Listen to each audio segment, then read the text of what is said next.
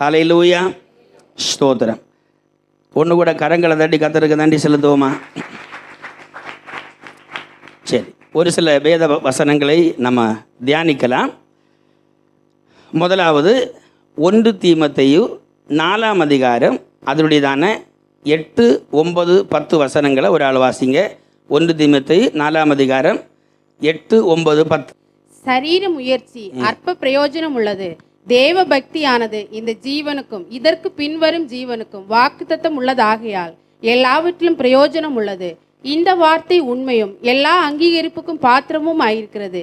இது நிமித்தம் பிரயாசப்படுகிறோம், நிந்தையும் அடைகிறோம். ஏனெனில் எல்லா மனுஷருக்கும் விசேஷமாக விசுவாசிகளுக்கும் இரட்சகராகிய ஜீவனுள்ள தேவன் மேல் நம்பிக்கை வைத்திருக்கிறோம். சரி, போதும். எல்லாரும் கவனிங்களேன். சரீர முயற்சி அற்ப பிரயோஜனம் உள்ளது, தேவ பக்தியானது இந்த ஜீவனுக்கும் இதற்கு பின்வரும் ஜீவனுக்கும் வாக்கு தத்தம் உள்ளது ஆகையால். நல்ல கவனிங்க. அதாவது சரீர முயற்சி அற்ப பிரயோஜனம் உள்ளது, தேவ பக்தியானது இந்த ஜீவனுக்கும் இதற்கு பின்வரும் ஜீவனுக்கும் வாக்கு தத்தம் உள்ளது ஆகையால். சரீர முயற்சி நாம் நல்ல பிரயாசப்படுகிறோம். நீங்கள் சில ஆட்களெல்லாம் டபுள் டியூட்டி இல்லை, ட்ரிபிள் டியூட்டி, 24 ஹவர்ஸ் சைட்டில் தான் இருப்பாங்க. ரொம்ப கடினமாக வேலை செய்து நுணுக்கமான காரியங்களை ஸ்டடி பண்ணி அவங்க வாழ்க்கைக்காக அவங்க சில காரியங்களை செய்கிறது உண்டு. அது நம்முடைய எல்லா வகையிலும், அது உலக ரீதியில் நாம் எதையாக நேடுவதற்காக சரீர முயற்சி நம்ம பயங்கரமாக முயற்சி பண்ணுகிறது உண்டு. ஆனால் ஆண்டுடைய வசனம் சொல்லுகிறது அதெல்லாம் என்னது? அதாவது அற்ப பிரயோஜனம். ஒருவேளை நம்ம இப்படி எடுக்கலாம், ஒரு 100க்கு ஒரு 10% எடுக்கலாம், கொஞ்சம். ஆனால் தேவ பக்தியானது, அதுதான் இம்பார்ட்டன்ட். தேவ பக்தியானது, அதாவது தேவ பக்தியானது இந்த ஜீவனுக்கும் இதற்கு பின்வரும் ஜீவனுக்கும் வாக்கு தத்தம் உள்ளது. தேவ பக்தி தான் வாக்கு தத்தம் உள்ளது. ஹல்லேலூயா. அப்போ அன்பான தேவ ஜனமே, கடந்த நாட்களில் எல்லாம் நம்ம ஆலயத்தில் வந்து கர்த்தரை ஆராதிப்பதற்கு அல்லது ஆண்டவரை மகிமைப்படுத்துவதற்கு நம்ம ஃபோர்ஸ்ஃபுல்லாக இதில் வருவதற்கான காரணம் என்னென்னா, அந்த தேவ பக்தியினுடையதான ஒரு அடையாளம். ஹல்லேலூயா. பைபிள் சொல்லுது, சிலர் சபை கூடி வருதலை விட்டு விடுகிறது போல நீங்கள் விட்டு விடாதிருங்கள். அப்போது அது ரொம்ப இம்பார்ட்டண்டான காரியம். என்ன கவனிங்க, எல்லோரும் கவனிங்க. நம்ம இந்த ஆலயத்தில் வந்து கர்த்தருடைய வார்த்தைகளை கேட்கும் பொழுது, நம்ம ஆலயத்தில் என்ட்ராகும் பொழுதே வேதம் சொல்லுகிறது, ஆலயத்துக்குள்ளே துதித்ததோடு அவருடைய சன்னிதானத்துக்குள் வரணும். சங்கீதக்காரன் சொல்லுகிறேன், ஆலயத்துக்கு போவோம் என்று சொன்ன பொழுது நான் மகிழ்ச்சியாக இருந்தேன். அப்போ ஆலயத்தில் போகிறது, ஆலயத்தில் போய் தேவ பிரசன்னத்தில் மகிழ்கிறது ஆத்மாவுக்கு பயங்கர சந்தோஷம். ஆனால் சரீரத்துக்கு அது சந்தோஷத்தை கொடுப்பதற்கு வாய்ப்பு குறைவு. காரணம், டைம் ஸ்பெண்ட் பண்ணுறோம் இல்லையா? நம்முடைய ஆத்மாவுக்கு ஜாய். நம்முடைய வாழ்க்கையில் நம்ம எதெல்லாம் நம்முடைய ஆத்மாவுக்காக நம்ம இன்வெஸ்ட்மெண்ட் பண்ணுறோமோ, ஆத்மாவுக்காக நாம் செயல்படுகிறோமோ, அதெல்லாம் இந்த உலகத்திற்கும் அடுத்து வருகிறதுக்கும். அதுக்கு அர்த்தம் பரலோக ராஜ்யத்தில் மட்டும் இல்லை, ஃப்யூச்சர் பிளான். ஆமென். அப்போது ஆண்டவர் நமக்கு தந்திருக்கிற வாக்கு தத்தம் உள்ள ஒரு காரியமாகும் இந்த காட்லினஸ், தேவ பக்தி. தேவ பக்தி நம்முடைய வாழ்க்கையில் ரொம்ப இம்பார்ட்டண்டான ஒரு காரியம். அன்பான தேவ ஜனமே, இது இந்த வருஷத்தில் 2025 கடைசி வெள்ளிக்கிழமை. ஆமென். எத்தனை வாரம் உண்டு ஒரு மாதத்தில், ஒரு வருஷத்தில்? 52.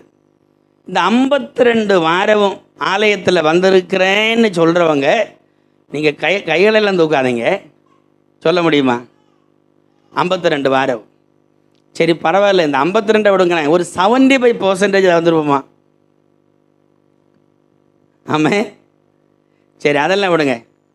இந்த எல்லா நாளும் நான் வேதத்தை வாசித்து தியானித்து ஜெபம் பண்ணினேன்னு சொல்கிறவங்க எத்தனை பேர்? ஆமென். நம்முடைய வாழ்க்கையில் சில நேரங்களில் ஏதாவது ஒரு இழப்புகளோ அல்லது வேறு ஏதாவது ஒரு பிரச்சனை வந்துச்சுன்னா முதல்ல நம்ம யார்கிட்ட நம்ம கோபத்தை காமிப்போம்னா ஆண்டவர்கிட்ட. ஜெபிக்கிறத மாற்றி வைப்போம், பைபிள் படிக்கிறத மாற்றி வைப்போம், ஆலயத்துக்கு போகிறதையும் மாற்றி வைப்போம். அப்போ அது தேவ பக்தியின் அடையாளம் அல்ல. தேவ பக்தியின் அடையாளம்ன்றது நம்முடைய ஆத்துமாவுக்கு நம்ம என்ன இன்வெஸ்ட்மெண்ட் பண்ணுறோம். நம்முடைய ஆத்துமாவை வெளியில் நம்முடைய ஆப்டிக்கல் ஐஸு காண முடியாது. அதனால் நம்முடைய ஆத்துமா இல்லைன்னு சொல்ல முடியாது. அந்த ஆத்துமா இருக்கிறதுனால தான் மனுஷன் இந்த உலகத்தில் மனுஷனாக வாழுகிறான். ஆமேன். மனுஷன் ஏன் இந்த உலகத்தில் காரியங்கள் எல்லாம் செய்கிறான் அப்படின்னா, அதாவது கிரியேட்டடான சோல், கிரியேட்டிவிட்டி இருக்க காரணம் அந்த சோல் இருக்கிறதுனால தான் நமக்கு அதிகமான திங்கிங், நிறைய யோசிக்கிறோம், நிறைய பிளான் பண்ணுறோம். இதெல்லாம் தேவனுடையதான அந்த சாயலில் இருக்கிற அந்த மனுஷன் செய்கிறது.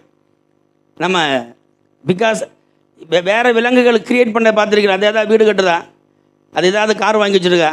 இல்லை, அது மனுஷனுக்கு தான் அதை கொடுத்துருக்கிறாரு. காரணம் ஆண்டவருடையதான சாயலில் படைக்கப்பட்ட தேவ மனுஷன். அப்போ நமக்கு இந்த தேவ பக்தியானது ரொம்ப இம்பார்ட்டண்டான காரியம். ஆமேன். இப்போ தேவ பக்தியில் நம்முடைய வாழ்க்கையை நாம் கொண்டு வந்தால் மட்டுமே இந்த உலகத்தில் நமக்கு ஜெயமாக வாழ முடியும். ஹல்லேலூயா. பாருங்கள், நீங்கள் ஒவ்வொரு நாளும் நாம் கேட்குற நியூஸ், உலகத்திலேருந்து வருகிறதான செய்திகள் நம்மை மனமடிவாக்குகிறது. நான் சில நேரங்களில் அந்த நியூஸ் பார்க்குறதுக்கு எனக்கு பிடிக்காது. நீங்கள் காலையில் ஒரு நியூஸை பார்த்தீங்கன்னா, அவன் செத்தான், இவனை கொண்டுட்டான், அவன் போனான், இதுதான். ஒரு நல்ல ஒரு செய்தியை நம்ம நியூஸில் கேட்குறது ரொம்ப கஷ்டம். இன்றைக்கி கேட்டுறீங்களா? அவன் அங்கே பற்றி ஒரு போயிட்டான், இப்படி தான் வருமே தவிர நல்ல காரியங்கள் கிடைக்கிறது ரொம்ப அபூர்வமாக தான் இருக்குது. அதுக்கு நல்ல காரியம் இல்லைன்னு சொல்ல வரல. அப்போ நம்ம காதில் கேட்குறது, நம்ம கண்களில் பார்க்குறது எல்லாம் சூழ்நிலைகள் எல்லாம் அப்படி தான் இருக்குது. அது எவ்ரிவேர். ஆனால் அதன் மத்தியில் நம்முடைய வாழ்க்கை மேற்கொண்டு போகணும் என்கிறதாக இம்பார்ட்டன்ட். ஓவர் கம் பண்ணுறது, மேற்கொள்ளுகிறது. அதை மேற்கொள்வதுக்கு தான் நமக்கு தேவ பக்தி இம்பார்ட்டன்ட். ஹல்லேலூயா. ஒன்று நல்ல கரங்களை தட்டி கர்த்தருக்கு நன்றி செலுத்துவோமா? ஆமென். ஸ்தோத்திரம். தேவ பக்தி நம்முடைய வாழ்க்கையில் உண்மையாகவே நமக்கு இருந்தால், நமக்கு எல்லாருக்கும் அந்த தேவ பக்தி உண்டு. உண்மையாகவே என்றா இல்லைன்ற இல்லை, நமக்கு எல்லார்கிட்டையும் உண்டு. ஆனால் அந்த தேவ பக்தியை நம்ம ஃபோக்கஸ் பண்ணினா, ப்ராப்பராக தேவ பக்தியில் வாழுவதற்கு நம்ம ஒப்பு கொடுத்தா, அதில் கிடைக்கிறதான ஒரு தெய்வீக பவர், அதில் கிடைக்கிறதான ஒரு தெய்வீக வல்லமை வேறு ஒன்றுலையும் நமக்கு அது கிடைக்காது. ஆமென். வாசிங்க 1 ராஜாக்கள் புஸ்தகம், அதனுடையதான 19வது அதிகாரம். ஃபெமிலியரானது. 1 ராஜாக்கள்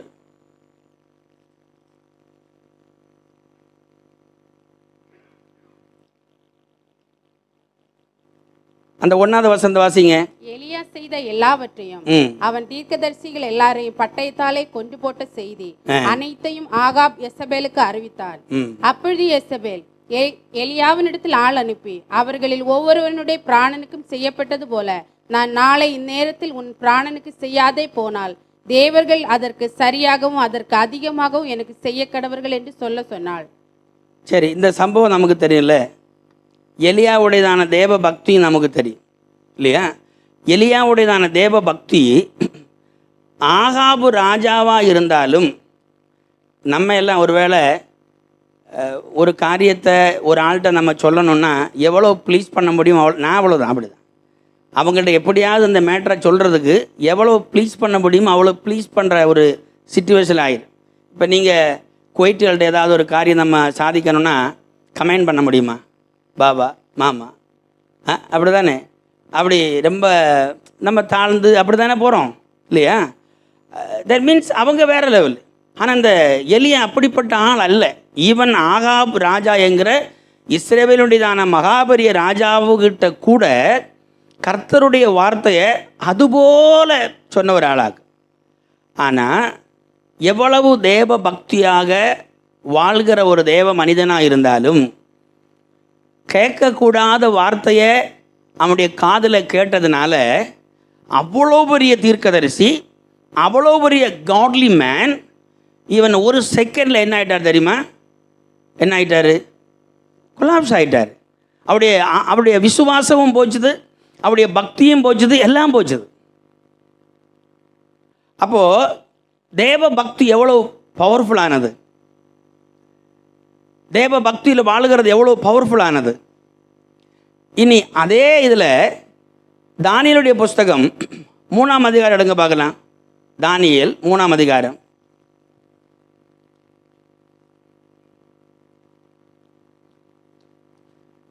எல்லாம் ஃபெமிலியரான வேத பகுதி தான். தானியேல் 3ஆம் அதிகாரம், அதனுடைய 1ஆம் வசனத்தை வாசிங்க சிஸ்டர். ராஜாவாகிய நேபுகாத்நேசர் 60 முழ உயரமும் 6 முழ அகலமுமான ஒரு பொற்சிலையை பண்ணுவித்து பாபிலோன் மாகாணத்தில் இருக்கிற தூரா என்னும் சமபூமியிலே நிறுத்தினான். பின்பு ராஜாவாகிய நேபுகாத்நேசர் தேசாதிபதிகளையும் அதிகாரிகளையும் தலைவரையும் நியாயாதிபதிகளையும் பொக்கிஷக்காரரையும் நீதி சாஸ்திரிகளையும் விசாரிப்புக்காரரையும் நாடுகளில் உள்ள உத்தியோகஸ்தர் யாவரையும் நேபுகாத்நேச்சர் ராஜா நிறுத்தின சிலையின் பிரதிஷ்டைக்கு வந்து சேரும்படி அழைத்து அனுப்பினான். சரி, இந்த சாப்டர் நமக்கு தெரியும், ஸ்டோரி நமக்கு தெரியும். இல்லை கவனிங்க, இதில் என்னென்னா ராஜாவை தவிர வேற யாரையும் வணங்கக்கூடாதுங்கிறதான ஒரு கட்டளை அங்கே கொண்டு வர பார்க்குறது. ஓகே, இப்போ இதில் தேவ பக்தியில் ப்ரிப்பேர் ஆன 4 பேர். ஆனால் அந்த 4 பேரில் இங்கே தானியேல் மட்டும் இல்லை, மற்ற 3 பேர் இருக்கிறாங்க. ஓகே, அது நமக்கு தெரியும். 1ஆம் அதிகாரத்தில் வரும்பொழுது இவங்க அந்த அந்த தேசத்தில் போகும்பொழுது அவங்க ப்ரிப்பேர் ஆகுறாங்க. இப்போ ப்ரிப்பேர் ஆகி இப்படி ஒரு பிரச்சனை வந்த உடனே இவங்களை அந்த சிலையை வழிபடுவதற்கு கொண்டு வராங்க. அவங்க அதுக்கு சம்மதிக்கலை. அந்த ஸ்டேட்மெண்ட்டை சொல்கிறாங்க மாதிரி தான் இம்பார்ட்டன்ட். அந்த ஸ்டேட்மெண்ட்டை பாருங்கள், அதனுடையதான 15வது வசனத்திலிருந்து வாசிங்க.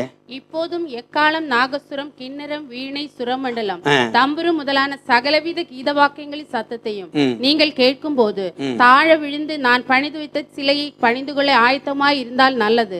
பணிந்து கொள்ளாதிருந்தே அந்நேரமே எரிகிற அக்னிச்சூளையின் நடுவிலே போடப்படுவீர்கள். உங்களை என் கைக்கு தப்புவிக்க போகிற தேவன் யார் என்றான். சாத்ராக் மேஷாக் ஆபேத்நேகு என்பவர்கள் ராஜாவை நோக்கி, நேபுகாத்நேச்சாரே, இந்த காரியத்தை குறித்து உமக்கு உத்தரவு சொல்ல எங்களுக்கு அவசியம் இல்லை. வெயிட் பண்ணுங்களேன். பாருங்க, தேவ பக்தி அடையாளத்தை பார்த்தீங்களா? தேவ பக்திக்கு அடையாளம். அதாவது யாரிடத்துல தெரியுமா? இவங்க சாதாரண ஆட்கள் கிடையாது. அதாவது அந்த காலத்தில் உலகம் ஃபுல்லாக ஆளுமை செய்கிறதான அதிகாரத்துக்கு முன்னே தான் இவங்க நிற்கிறாங்க. சாதாரண ஆட்கள் கிடையாது. இவங்களை விடுவிப்பதற்கு வேறு மார்க்கமே கிடையாது. வாஸ்தவம் இல்லை, பணமும் கொடுக்க முடியாது. ஒன்றையில் விடுதலை ஆவாங்க, இல்லைன்னா மரணம் தான். 2ல் 1 தான் சம்பவிக்கும். அப்போது இவங்க கடந்த காலத்தில்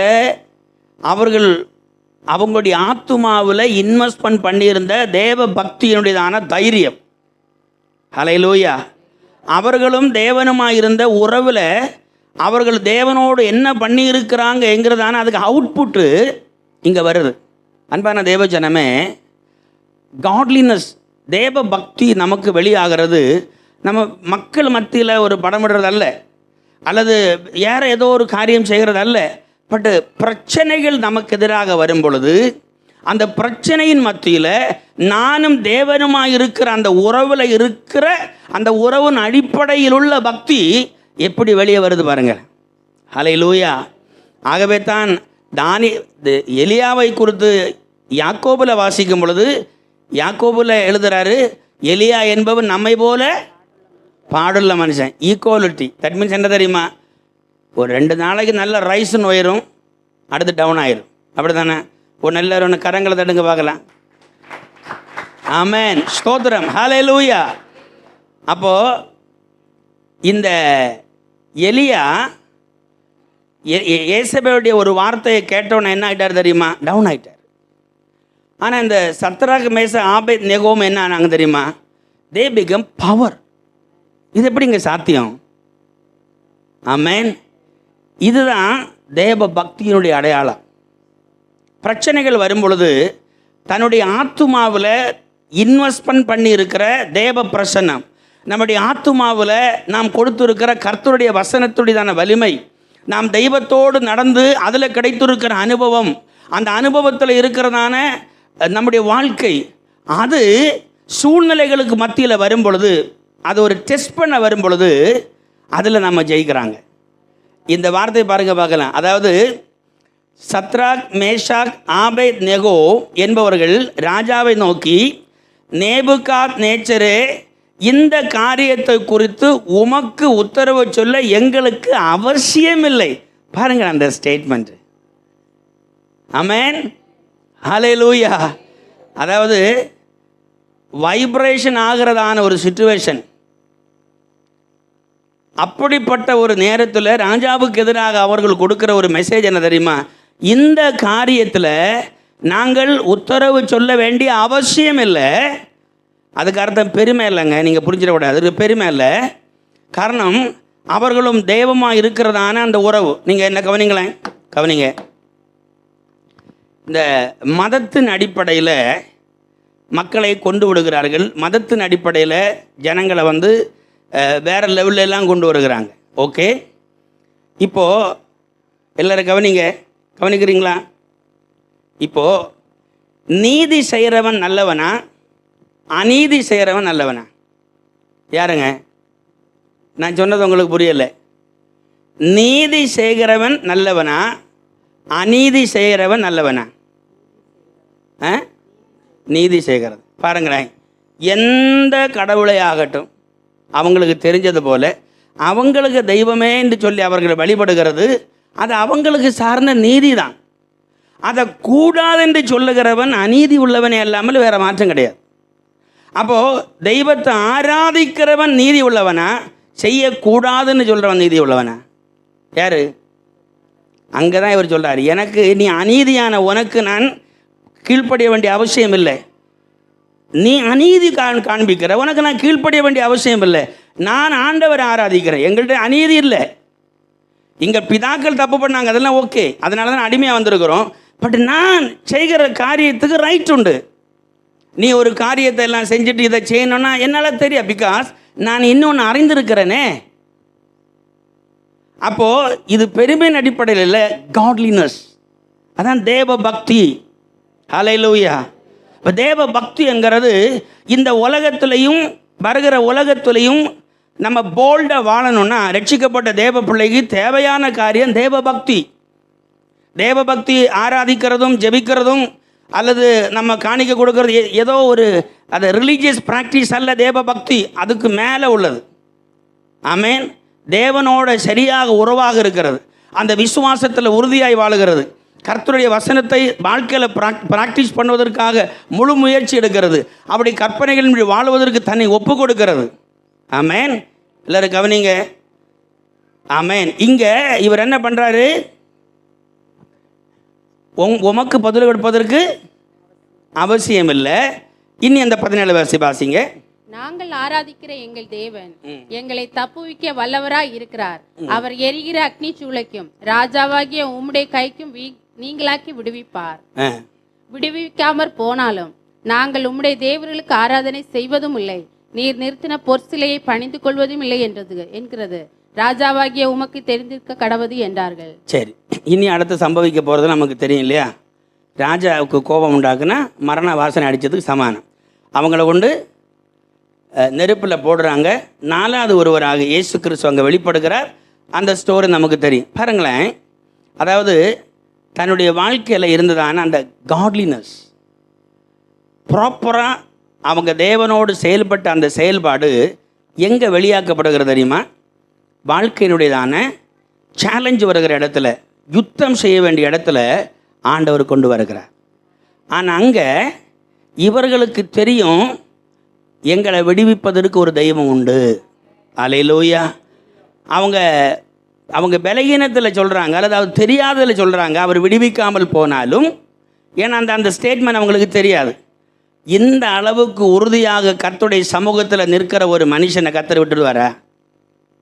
கவனிக்கிறீங்களா? ஆண்டவர் கைவிடுவாரா? கைவிட மாட்டார். ஹல்லேலூயா. அன்பான தேவ பிள்ளைகளே, ஒரு காட்லினஸ் லைஃபு நம்ம வாழ்க்கையில் பல சோதனைகூடாக கடந்து போகிறது. ஆமென். எலியா கிட்டத்தட்ட சில ஆண்டுகள் மழை வராமல் வடிக்க செஞ்சார். பயங்கர போல்டாக இருந்தார், ஜெபம் பண்ணார். அக்னியிலெல்லாம் வானத்திலிருந்து அக்னி இறங்கி வந்து இதெல்லாம் ஓகே. பட் அது தேவனோட சார்ந்து இருந்த பொழுது செஞ்சாங்க. ஆனால் இப்பொழுது சாதாரணமான ஒரு வார்த்தை கேட்ட உடனே அவர் பயந்து ஓடி மரணத்துக்கு நேராக ஓடுகிறார். ஆனால் இந்த சத்ராக் மேச ஆபேத்நேகோ என்ன பண்ணுறாங்க, தங்களுடைய வாழ்க்கையில் என்ன வந்தாலும் பிரச்சனை இல்லை, அவருடைய வாழ்க்கையில் இருந்த அந்த காட்லினஸ் அது ப்ராப்பராக கொண்டு வருது. அதனால் அவர்கள் என்ன செய்யலை, விட்டு விடகல்ல, ஸ்டாண்ட் பண்ணுறாங்க.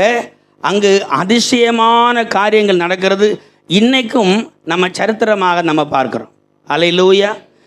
இனி 1 கொரிந்தியர் அதனுடையதான 8வது 7வது 1 கொரிந்தியர் 2 கொரிந்தியர் 7ஆம் அதிகாரம் எடுங்க பார்க்கலாம்.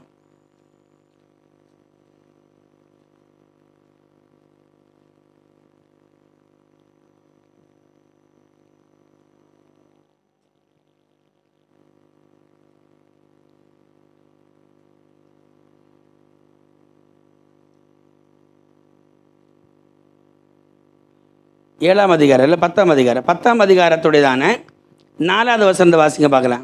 எங்களுடைய பேராயுதம் ஆ. எங்களுடைய போராயுதங்கள் மாம்சத்துக்கு ஏற்றவைகளாய் இராமல் அரண்களை நிர்மூலமாக்குறதற்கு தெய்வ பலம் உள்ளவைகளாய் இருக்கிறது. சரி, போதும். நம்முடைய போர் ஆயுதங்கள் எல்லாரும் கவனிக்கிறீங்களா? காட்லினஸ், நமக்கு தேவ பக்தியாக இருக்கணும்னா நம்முடைய போர் ஆயுதங்கள் எதுவாக இருக்கணும்?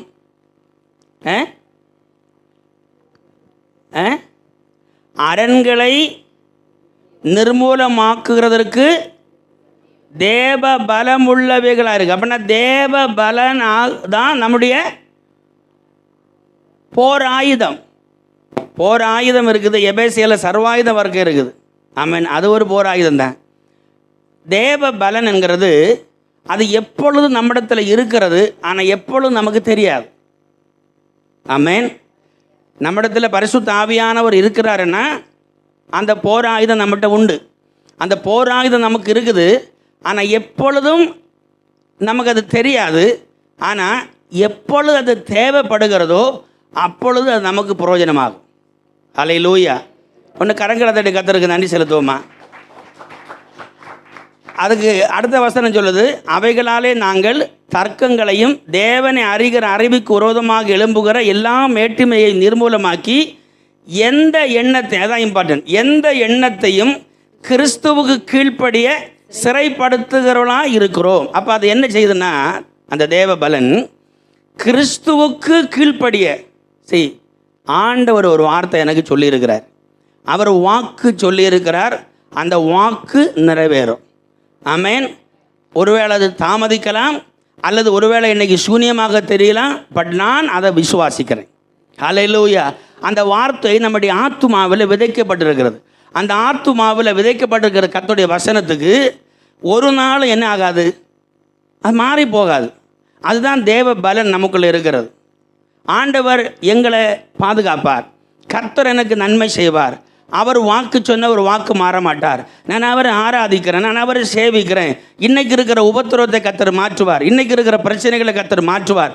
பாருங்கள், நமக்கு எண்ணங்கள், நம்முடைய மனசில் எல்லாம் எண்ணம் எப்படி வரும்னா, நான் நாளைக்கு விழுந்துடுவேன், நான் எழும்ப மாட்டேன், எனக்கு முடியாது, என் பிள்ளைங்க என்ன ஆவாங்க, என்ன போகிறது, இப்படியே மனசில் பிசாசு கொண்டு வந்துகிட்டே இருப்பான்.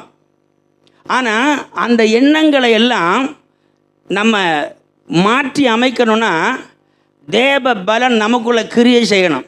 அது அரண்களை எல்லாம் நிர்மூலமாக்குகிறதா இருக்கணும். அப்படி எல்லா எண்ணங்களையும் சிறைப்படுத்தி கிறிஸ்துவுக்குள்ளே கொண்டு வரணும். அது என்ன அர்த்தம்? வாக்கு தத்தத்துக்குள்ளே நம்மளை கொண்டு வரணும்.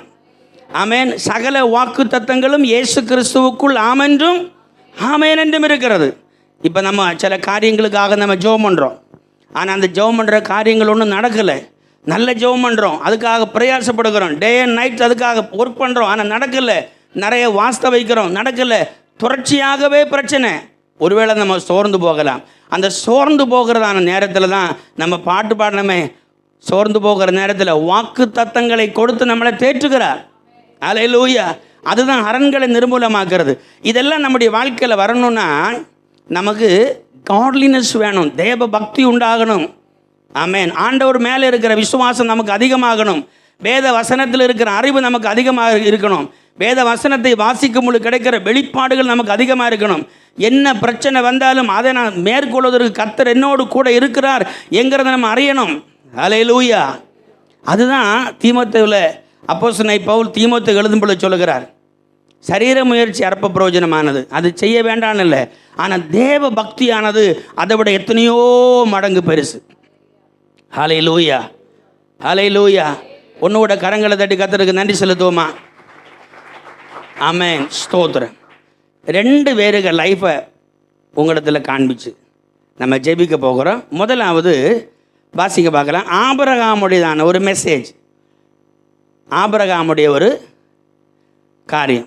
அதில் 22ஆம் அதிகாரத்தை எடுக்கணும். 22ஆம் அதிகாரத்தை எடுக்கணும். நான் உங்களுக்கு அசைன்மெண்ட் கொடுக்குறேன்.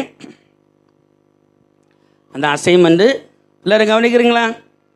இவருக்கு எப்போ பார்த்தாலும் இந்த அசைன்மெண்ட் இருக்கிறீங்க. வாத்தியாராக இருக்கிறதுனால அசைன்மெண்ட் கொடுக்குறது கில்லாடி இருக்கிறாரு. நல்லது. ஆமென்.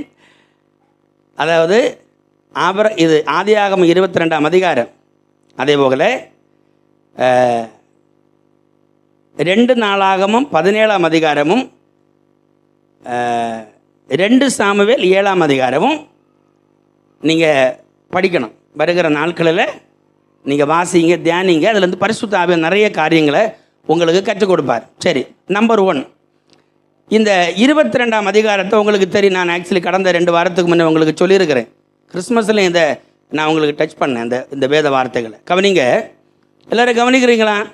அப்போ ஒன்று கரங்களை தட்டி கர்த்தருக்கு நன்றி செலுத்துவோமா? நல்ல உற்சாகமாக. அல்லேலூயா, ஸ்தோத்திரம். ஆபிரகாமுடைய ஸ்டோரி நமக்கு எல்லாருக்கும் தெரியும். தெரியலைனாலும் நல்லா படிச்சுடுங்க. 22ஆம் அதிகாரத்தில், அதாவது ஆண்டவர் நம்மளை சோதிக்கிறது பல வகையில் சோதிப்பார். ஆனால் ஒவ்வொருவரையும் அவர்களுக்கிட்ட இருக்கிற அந்த உறவின் அடிப்படையிலும் விசுவாசத்தின் அடிப்படையிலும் சோதிப்பார். ஆமென்.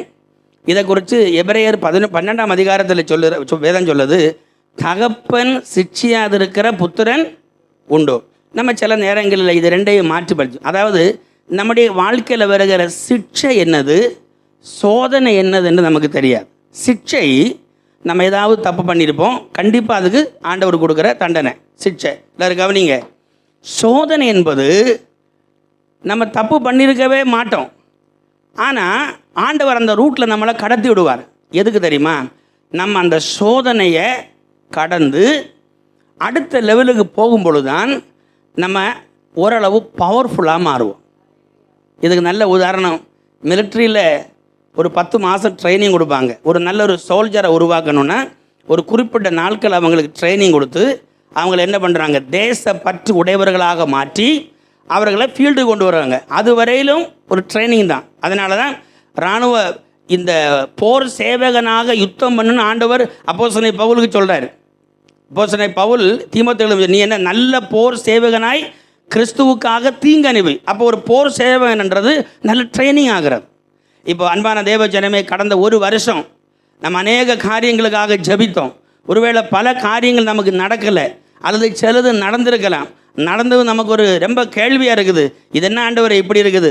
ஆனால் ஆண்டவர் நமக்கு ஒரு காரியத்தை செஞ்சுருந்தா, தயவு செய்து கர்த்தர் ஒரு காரியத்தை நமக்கு தந்திருந்தா அதில் அப்படியே ஸ்டிக் ஆன் பண்ணுங்க.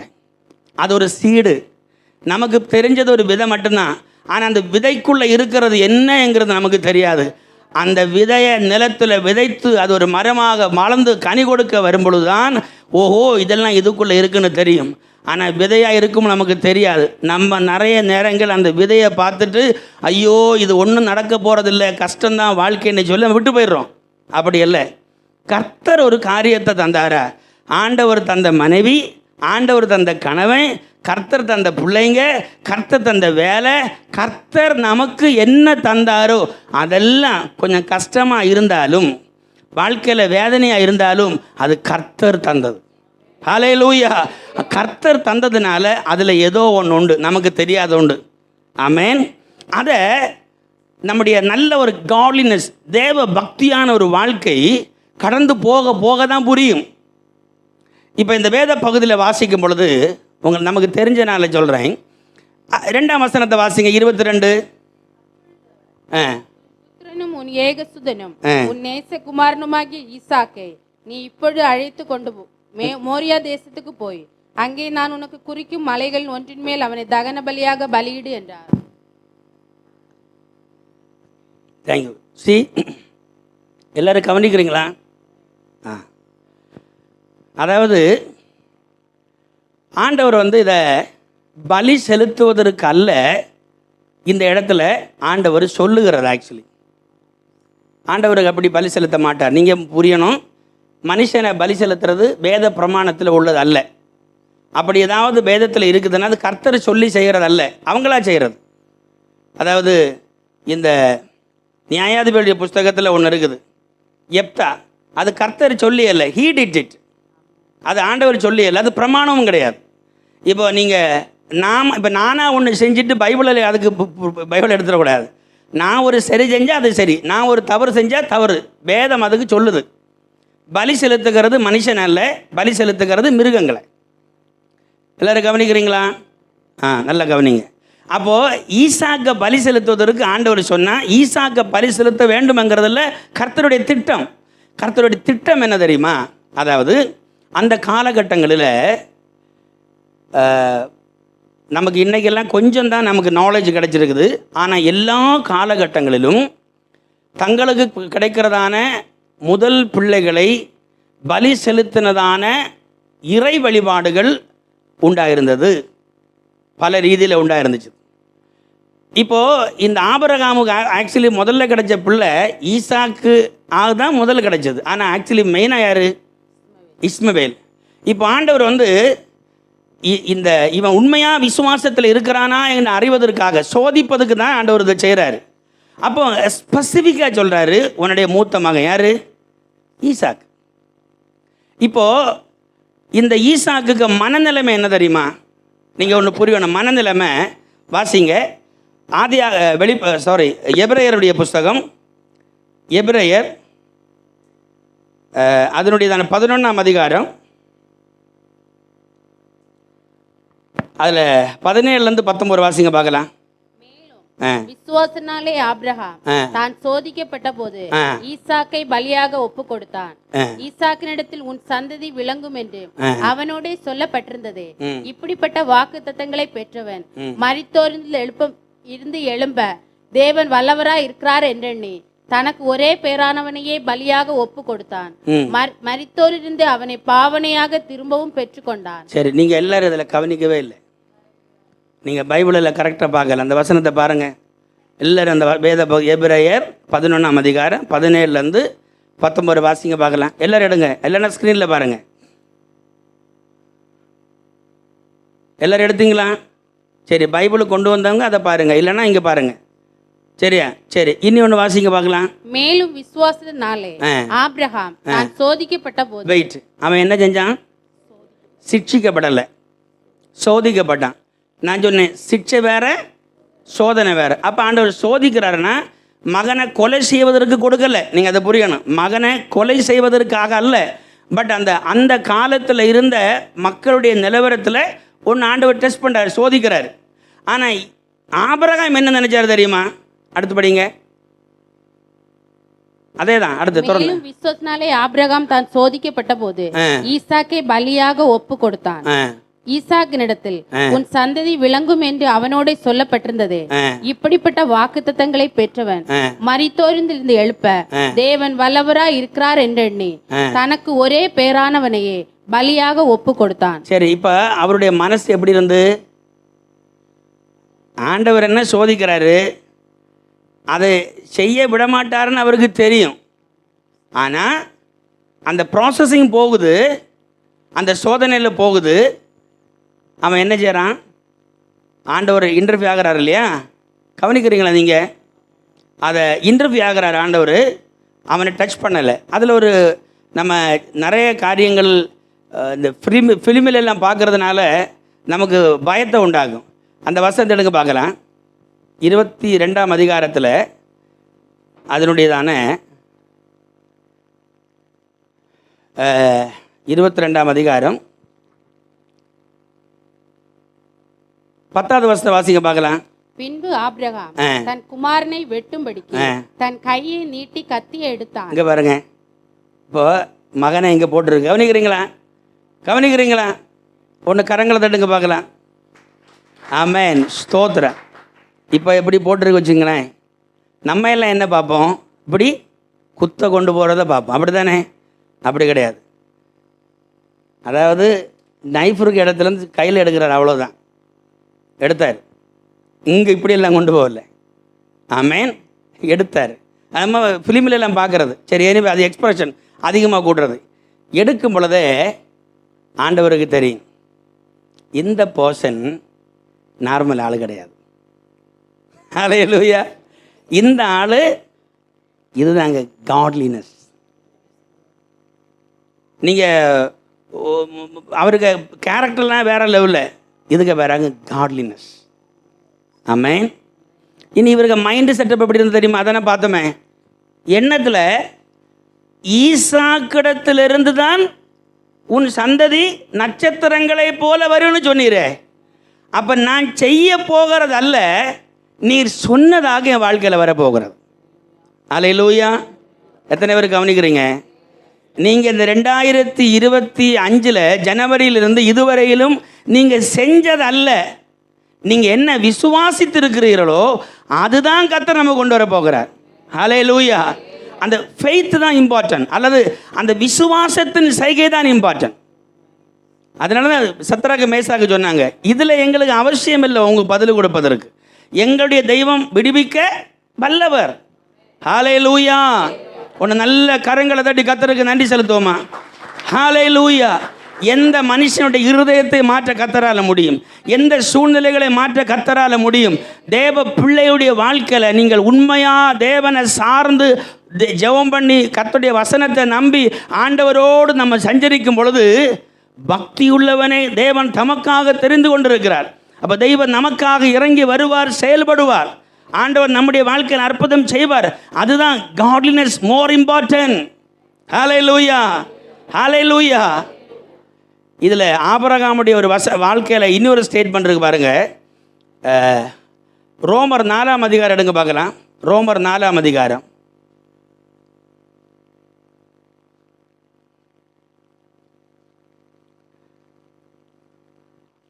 4ஆம் அதிகாரம்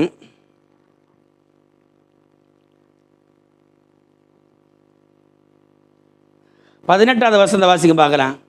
உன் சந்ததி இவ்வளவாய் இருக்கும் என்று சொல்லப்பட்டபடியே தான் அநேக ஜாதிகளுக்கு தகப்பன் ஆவதை நம்புவதற்கு ஏதுவில்லாதிருந்தோம், அதை நம்பிக்கையோட விசுவாசித்தான். இது மலையாளத்தில் நல்ல ஒரு டிரான்ஸ்லேஷன். வந்து வாய்ச்சோக்கு.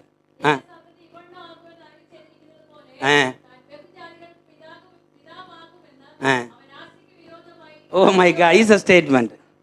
ஆசைக்கு இதை யோசிச்சு பாருங்களேன். ஆசைக்கு விரோதமானா இதுதாங்க நடக்க போகுது, இதுதான் சம்பவிக்கும். பட் அதுக்கு அகெயின்ஸ்ட் ஆட்டு. அது எப்படின்னா, எந்த அளவுக்கு நமக்கு எதிராக பிரச்சனைகள் வருகிறதோ, அல்லது எந்த அளவுக்கு நமக்கு எதிராக ப்ராப்ளம் வருதோ, எந்த அளவுக்கு நம்ம விசுவாசிக்க முடியாதபடிக்கு சூழ்நிலைகள் மாறுதோ, அந்த அளவுக்கு மேலாக விசுவாசிக்கிறது. அல்லேலூயா. ஆண்டவரே, நாங்கள் மடிந்து போகிறோம், அது உமக்கு கவலை இல்லையா?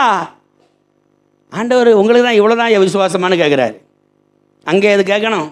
நாங்கள் மடிந்து போகிறோம், அப்போ விசுவாசிக்க முடியுமா? பிகாஸ் அதுதான் ஆண்டவர் நாலேஜ். என்னுடைய படகுல இயேசு இருக்கும் பொழுது நான் மூழ்குவேனானால் அவரும் மூழ்குவார். ஹல்லேலூயா. அவருக்கு தெரியாத என் வாழ்க்கையில் ஒன்றும் நடக்காதே, அப்புறம் நான் எதுக்கு பயப்படணும்? அதுதானே ஸ்டேட்மெண்ட்டு. ஆமென். அதுதான் ஆசைக்கு விரோதமாய் நம்புவதற்கு ஏதுவில்லாதிருந்தும் அதை நம்பிக்கையோட இதுதான் ஆபிரகாமுக்கு ஸ்டேட்மெண்ட். இதுதான் காட்லினஸ். ஹல்லேலூயா. ஒன்று நல்ல கரங்களை தட்டி கர்த்தருக்கு நன்றி செலுத்துவோமா? ஸ்தோத்திரம். இனி 2 நாளாகமம் அதோடைய 17வது அதிகாரத்தை எடுத்துக்கொள்ளுங்க. அது அசைன்மெண்ட் நீங்கள் வீட்டில் போய் வாசிக்க வேண்டியது.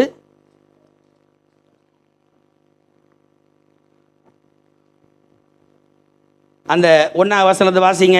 அவன் ஸ்நானத்திலே அவன் குமாரனாகி யோசபாத் ராஜாவாகி. அது இல்லையே சிஸ்டர், 2 நாளாகமா 17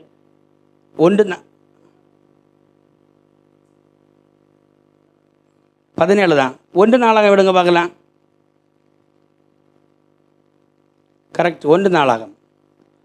1 நாளாகம் நான் முதல்ல சொன்னறாங்க. 1 நாளாகம் 17, 2 சாமுவேல் 7. இது தாவீது தன் வீட்டிலே வாசமா இருக்கிற போது அவன் தீர்க்கதரிசியாகிய நாத்தானை நோக்கி, பாரும், நான் கேதுரு மர வீட்டிலே வாசம் பண்ணுகிறேன். கர்த்தருடைய உடன்படிக்கை பெட்டியோ திரையின் கீழ் இருக்கிறது என்றான். அப்பொழுது நாத்தான் தாவீதை நோக்கி, உம்முடைய இருதயத்தில் இருக்கிறதையெல்லாம் செய்யும், தேவன் உம்மோடு இருக்கிறார் என்றார். அது அன்று ராத்திரியில். சரி, போதும். இந்த மெசேஜ் நமக்கு தெரியும், எல்லாரும் கவனிங்க. எல்லாருக்கும் தெரியும்ல, தெரிஞ்சது தான் நான் உங்களுக்கு கொண்டு வரேன். இன்னைக்கு தெரியாத நம்ம பைபிளில் பிரசங்கம் பண்ணுறது இல்லையே. நம்ம எல்லாவற்றையும் நம்ம ஒன்று அதை ரீகால் பண்ணுறோம், எல்லாவற்றையும் நம்ம நினைவு கூட்டுக்கிறோம். ஆண்டவர் கடந்த நாளில் 52 வாரத்தில் நம்மளோட கர்த்தர் பேசின வார்த்தைகள், நம்ம வேதத்தை தியானிக்கும் பொழுது, பாடும் பொழுது, ஜெபிக்கும் பொழுது, நம்முடைய வாழ்க்கையில், நம்முடைய கஷ்டத்தில், நம்முடைய சந்தோஷத்தில், நம்முடைய பலவீனத்தில், நம்முடைய பலத்தில், சூழ்நிலைகள் எல்லாம் கர்த்தர் நம்மோடு இடைப்பெற்ற காரியத்தை ஒன்று ரீகால் பண்ணுகிறோம் இன்னைக்கு. ஆமென். பாருங்கள், இந்த வேத பகுதியை வாசிக்கும் பொழுது இந்த ஆபிரகாமுக்கு இந்த தாவீதுக்கு என்னென்னா ஒரு ஆலயத்தை கட்டணும். என்ன கட்டணும்? குமாரி சிஸ்டர் கவனிக்கிறீங்களா? பிரைஸலோ. என்ன கட்டணும்? ஒரு ஆலயம் கட்டணும். ஆலயம் கட்டுறது யாருக்கு ஆசையாக இருந்து? ஓகே, ஆக்சுவலி நான் இந்த பாஸ்டர் ஆகணும்னு விரும்பினதே இல்லைங்க. ரியலி உண்மையில் நான் மற்றவங்க செஞ்சால் அவங்களுக்கு உதவியாக இருக்கலான்னு நினச்சேன். உண்மையில், அதாவது மற்றவங்க அதை செஞ்சுட்டாங்கன்னா நாங்கள் அவங்களுக்கு உதவியாக இருக்குன்னு நினச்சேன். ஏன்னா எனக்கு தெரியும் நான் எதுக்கு குவாலிஃபைடு கிடையாதுன்னு. என்ன எனக்கு தானே தெரியும். ஆனால் ஏதோ நான் இப்படி ஆனேன். சரி, கர்த்தருக்கு ஸ்தோத்திரம். இப்போது இந்த தாவீது என்ன சொல்கிறாருன்னா, இவருக்கு ஒரு ஆலயத்தை கட்டணும். காரணம் நமக்கெல்லாம் தெரிஞ்சிருக்கிறப்ப சரித்திரத்தில் இந்த தாவீதுடைய காலத்திலெல்லாம் மற்ற தேவர்களுக்கு நிறைய ஆலயங்கள் இருந்துச்சு. மற்ற தேவர்களுக்கு வழிபாடு தலங்கள் இருந்துச்சு. மற்ற தெய்வர்களுக்கு பயங்கரமான கும்பாபிஷேகம் நம்ம பார்க்குறோம் இல்லையா? இதுபோல் மக்கள் ஆரவாரத்தோடு போகிறதான ஒரு வே இருந்துச்சு. அதனால் இந்த இந்த தாவீதுக்கு சின்ன வயசுலேருந்தே அவருக்கு மனசில் ஒரு தோண்டனை என்னன்னு தெரியுமா? என்னுடைய தெய்வத்துக்கு ஒரு ஆலயம் இருந்தால் நல்லா இருக்குமே, ஒரு ஆலயம் இருந்தால் நல்லா இருக்குமே அப்படிங்கிற ஒரு எண்ணம் அவருக்கு மனசில் இருந்துச்சு. ஆனால் இதை யார்கிட்ட சொல்ல முடியும்? ஒன்று, அவர் வசதி உள்ளவர் அல்ல. ரெண்டாவது, அந்த அளவுக்கு அவர் ஆசாரிய குடும்பத்தில் உள்ளவரும் அல்ல. ஒன்று, அதுக்குள்ள ஃபேமிலி செட்டப்பு கிடையாது, ஆசாரிய குடும்பத்தில் உள்ளவர் அல்ல. ஆனால் அவருடைய இன்டென்ஷனை என்னுடைய தெய்வத்துக்கு ஒரு ஆலயம் இருக்கணும். ஏன்னா அந்த டைமில் எல்லாரும் கவனிங்க, அவங்கள்ட்ட இருந்த ஒன்று என்னென்னா, இஸ்ரவேல் ஜனங்களிடத்தில் இருந்ததான ஒரு உடன்படிக்கை பட்டி இருந்துச்சு. இந்த பட்டியை சீலோவங்கிறதான இடத்துல கொண்டு வச்சுருந்தாங்க. அங்கே தான் இவங்க பலி எடுக்கிறதும் போய் வருகிறதும் எல்லாம் இருந்துச்சு. ஆலயம் இல்லை, அங்கே தான் விசாரிப்பார்கள், அங்கே தான் லேவியர்களும் ஆசாரியங்களும் இருப்பாங்க. அது ஒரு முறையாக இருந்துச்சு. அதுவரை அவங்களுக்கு ஆலயம் இல்லை. அப்போ இது மனசில் இவருக்கு வந்த உடனே ஆண்டவர் என்ன சொல்கிறாருன்னா, இது நீ என்ன செய்யக்கூடாது? கட்டக்கூடாது. எல்லோரும் கவனிக்கிறீங்களா? இது உடனே நீங்கள் அக்செப்ட் பண்ணுவீங்களா? அதை நல்ல காரியம் தானே இவர் சொல்கிறாரு. ஒரு நல்ல ஒரு தேவ மனுஷனுடையதான ஒரு மனோபாவத்தை நான் இங்கே சொல்கிறேன். அதாவது ஆபிரகாமுடைய ஒரு மனோபாவம் பார்த்தீங்களே, because he was a man of God, the godly man. எல்லோரும் கவனிங்க, ஒரு பக்தி உள்ளவன். தன்னுடைய வாழ்க்கையில் என்ன ஃபெயிலியரோ, தன்னுடைய வாழ்க்கையில் என்ன இருக்கோ அதை ரியாலிட்டியாக பார்க்குற ஒரு மனுஷன். நம்முடைய பலன் தேவ பலன் அரண்களை நிர்மூலமாக்குகிறது. அப்படின்னா தெய்வத்தையும் நம்மையும் இணைய விடாதபடிக்கு நம்மளில் எழும்பி வருகிறதான உலகத்தில் இருக்கிற எல்லா மாய்மாலங்களும், அது அறிவு சார்ந்தா இருக்கலாம், பலவீனம் சார்ந்தா இருக்கலாம், எதுவாக இருக்கலாம், இதெல்லாம் முறிக்கும். எப்படி? தேவ பலன். அப்படி தான் ஆண்டவர் பவுலுக்கு சொன்னார். பவுல் 3 முறை போய் ஜெபம் பண்ணுறாரு. கடைசியில் ஆண்டவர் சொல்கிறாரு, நீ இந்த ஜெபத்தை முதல்ல நிறுத்து. என்னுடைய கிருபை உனக்கு போதும், உன் பலவீனத்தில் என் பலன் பரிபூர்ணமை விளங்கும். அதோட அந்த அந்த டாபிக் ஜெபம் அவர் நிறுத்தினார். ஆமென். பாருங்கள், ஒரு காட்லினஸ், ஒரு தேவ பக்தி உள்ள ஒரு மனுஷன் தன்னிடத்தில் இருக்கிற குறைவுகளோ தன்னிடத்தில் இருக்கிற பிரச்சனைகளையோ அதுபோல் தேவ சமூகத்தில் போகிறான். தேவ சமூகத்தில் போகும் பொழுது கர்த்தர் பதில் கொடுக்குறார். அதான் இம்பார்ட்டன்ட். ஆண்டவர் பதில் கொடுக்குறார். ஒருவேளை ஒரு சாதாரண மனுஷன் சொன்னால் கேட்க மாட்டோம்.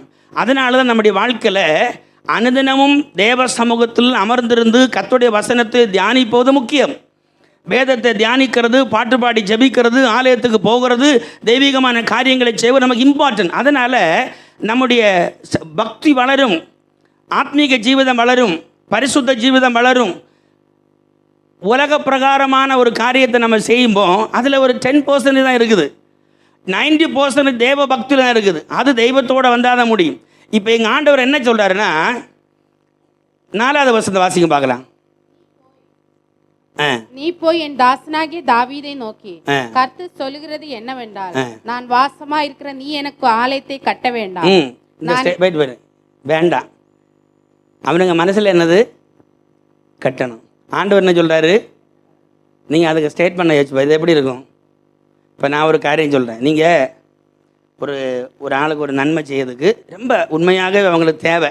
ஓகே, நீங்கள் அந்த நன்மை அவங்களுக்கு செய்யறதுக்கு ரெடியாக இருக்கும் பொழுது நீங்கள் ரொம்ப பிரயாசப்பட்டு தான் அதுக்கு முயற்சி பண்ணுறீங்க. சிம்பிள் கிடையாது, ரொம்ப முயற்சி பண்ணுறீங்க. அவங்க ஒரே ஸ்டெப்பில் நோன்னா உங்களுக்கு எப்படி இருக்கும்? நான் சொல்கிறது உங்களுக்கு புரியுதா? எத்தனை பேருக்கு புரியுது? அப்போ புரிகிறவங்க எல்லாம் கரங்களை தட்டுங்க பார்க்கலாம். ஆமென், ஸ்தோத்திரம், ஆமென். அப்போது ஆண்டவர் எதிர்பார்க்கிற காரியம் ஓகே. ஆண்டவர் நோன்னு சொல்லலை. இதுதான் பைபிள் சொல்ல, நீ இருதயத்துக்கு ஏற்ற தாசன். ஆண்டவருக்கு ஆல்ரெடி ஒரு ஆலயம் வேணும்னு மனசில் இருந்துச்சு. ஓகே, அப்போ அந்த மனசில் இருக்கிறத இவர் சொல்கிறாரு. ஸ்டேட்மெண்ட் என்ன? வேண்டாம். அப்போது அந்த அக்செப்டன்ஸை பாருங்களேன். அந்த அக்செப்டன்ஸ் தான் 7ஆம் வசனத்தில் படிங்க பார்க்கலாம். இப்போதும் நீ என் தாசனாகிய தாவீதை நோக்கி, சேனைகளின் கர்த்தர் சொல்கிறது என்னவென்றால், நீ என் ஜனமாகிய இஸ்ரவேலின் மேல் அதிபதியாய் இருக்கும்படி ஆடுகளின் பின்னே நடந்த உன்னை ஆட்டு மந்தையை விட்டு எடுத்து நீ போன இடமெல்லாம் உன்னோடே இருந்து உன் சத்துருக்களை எல்லாம் உனக்கு முன்பாக நிர்மூலமாக்கி பூமியில் இருக்கிற பெரியோர்களின் நாமத்திற்கு ஒத்த நாமத்தை உனக்கு உண்டாக்கினேன். நான் என் ஜனமாகிய இஸ்ரவேலுக்கு ஒரு இடத்தையும் ஏற்படுத்தி அவர்கள் தங்கள் ஸ்நானத்திலே குடியிருக்கவும் இனி அவர்கள் அலையாமலும். சரி, போதும். இப்படி ஸ்டேட்மெண்ட் சொல்றாரு. அப்படி சொல்லிட்டு 11வது வசனத்துல, நீ உன் பிதாக்களிடத்தில் போக உன் நாட்கள் நிறைவேறும் போது நான் உனக்கு பின்பு உன் புத்திரரில் ஒருவனாகிய உன் சந்ததியை எழும்ப பண்ணி அவன் ராஜ்யத்தை நிலைப்படுத்துவேன். அவன் எனக்கு ஒரு ஆலயத்தை கட்டுவான். அவன் சிங்காசனத்தை என்றென்றைக்கு நிலைக்க பண்ணுவேன். நான் அவனுக்கு பிதாவாய் இருப்பேன், அவன் எனக்கு குமாரனாய் இருப்பான். உனக்கு முன்னிருந்தவனை விட்டு என் கிருபை நான் விலக பண்ணினது போல அவனை விட்டு விலக பண்ணாமல் அவனை என் ஆலயத்திலும் என் ராஜ்யத்திலும் என்றென்றைக்கும் நிலைக்க பண்ணுவேன். அவனுடைய ராஜாசனம் என்றென்றைக்கும் நிலை பெற்றிருக்கும் என்று சொல் என்றார். சரி, போதும். நீங்கள் வீட்டில் போய் நல்லா வாசிங்க. இப்போது இந்த ஸ்டேட்மெண்ட் என்ன சொல்ல வருதுன்னா, ஒரு நல்ல ஒரு தேவ மனுஷனுடையதான ஒரு காட்லினஸ் என்னென்னா, நான் செய்யலைங்கிறது அல்ல முக்கியம், ஆனால் நான் மனதில் செய்ய நினைத்தது நடக்க போகிறது என்கிறது தான் நிஜம். அல்லேலூயா. என்ன கேட்குற அன்பான தெய்வ பிள்ளைகளே, நிறைய காரியங்கள் ஒருவேளை நம்ம செய்யாமல் இருக்கலாம், நம்மளால் செய்ய முடியாமல் இருக்கலாம். ஆனால் நம்ம மனசில் நினைத்தது, நம்ம பிளான் பண்ணது யாரை கொண்டோ ஆண்டவர் செய்கிறார். ஒருவேளை அது நம்முடைய ஆத்மீகமாக இருக்கலாம், ஒருவேளை நம்முடைய குடும்பங்களில் இருக்கலாம். வேறவர் கர்த்தர் அதை செய்வார். ஹல்லேலூயா. இப்போ தாவீதுக்கு மனசில் இருக்க என்ன ஒரு ஆலயம் கட்டணும், அதானே? இப்போ தான் கட்டின என்ன, தன்னுடைய பிள்ளை கட்டின என்ன, பட் ஆலயம் கட்டணும். இதுதான் ஒரு தேவ மனுஷனுடையதான ஒரு அக்செப்டன்ஸ். நான் தான் செய்யணுங்கிறது ரெண்டாவது. ஆனால் நான் நினச்ச காரியம் யாரை கொண்டாகல நடக்குது பாருங்க, தட் இஸ் இம்பார்ட்டன்ட். ஹல்லேலூயா, ஹல்லேலூயா. அன்பான தேவ ஜனமே, இந்த 2025 நிறைய காரியம் நம்முடைய வாழ்க்கையில் நடக்காமல் இருக்கலாம். நல்ல ஜெபம் பண்ணினது, பிளான் பண்ணது, பிரயாசப்பட்டது ஒருவேளை நமக்கு நஷ்டமாக இருக்கலாம். அதுக்கு அர்த்தம் ஆண்டவரை ஸ்டாப் பண்ணலை. ஒருவேளை அது 2025 நடக்கலை, 2026 வரும். ஹல்லேலூயா. நம்ம ஒரு நாளும் நம்முடைய வாழ்க்கையில் தொலைத்து விடக்கூடாத ஒரு காரியம் காட்லினஸ், தேவ பக்தி. ஹல்லேலூயா. அது வெளியில் மற்றவங்களுக்கு காமிக்கணுங்கிறதுனால அல்ல, ஒருவேளை உங்களுக்கு காண்பிக்கிறோன்னு அல்ல, நீங்களும் தேவனோடும் இருக்கிற சரியான உறவில் வெளிப்படுகிறது தான் தேவ பக்தி. ஹல்லேலூயா. அது எலியாவில் வெளிப்பட்டது வேறொரு விதம், ஆபிரகாமில் வெளிப்பட்டது வேற விதம், சத்ராக் மேஷாக் ஆபேத்நேகோவில் வெளிப்பட்டது வேறொரு விதம். வேதத்தில் ஒவ்வொரு கதாபாத்திரத்தை நீங்கள் பார்த்தீங்கன்னா ஒவ்வொரு இடத்துல வெளிப்பட்டது டிஃப்ரெண்ட்டு. உங்களையும் என்னையும் கர்த்தர் யூனிக்காக நடத்துகிறார். ஆமென். ஆனால் நம்ம செய்ய வேண்டிய காரியம் என்ன தெரியுமா? அவரோடு கூட க்ளோஸ் ஆகணும். ஹல்லேலூயா. ஒருவேளை நம்ம கடந்த நாட்களில் நிறைய காரியங்களை செய்யாமல் போகலாம். ஆனால் இந்த வருகிற நாட்களில் கர்த்தர் நம்மை கொண்டு செய்வார். நம்ம ஒரு நாள் தோய்ந்து போவதற்காக அல்ல, மனமருந்தி போவதற்காக அல்ல. ஒருவேளை அது ஆத்மீகமாக இருக்கலாம், பௌதிகமாக இருக்கலாம், ஏது சூழ்நிலையானாலும் கர்த்தர் அதை செய்வார். ஹல்லேலூயா. கர்த்தர் அவர் செய்வார். எத்தனை நாள் ஒருவேளை நீங்கள் ஜெபம் பண்ணி உபவாசம் இருந்து அதிக நேரம் காத்திருந்து ஒருவேளை மனமடிவாய் போயிருக்கலாம். நம்ம சோர்ந்து போயிடாதீங்க. நம்ம என்ன செய்யணும் தெரியுமா? தொடர்ச்சியாக தேவ சமூகத்தில் வரணும். தொடர்ச்சியாக தேவ சமூகத்தில் வரணும். எல்லாரும் எளிமையாக இருப்போமா? தொடர்ச்சி. பரலோகமே உம்மை துதிப்பதா, கர்த்தாவே அங்கே வாழ்கிறீ, உம் ஆலயத்தில் உம்மை துதிக்கிறோ, கர்த்தாவே எழுந்தருளி.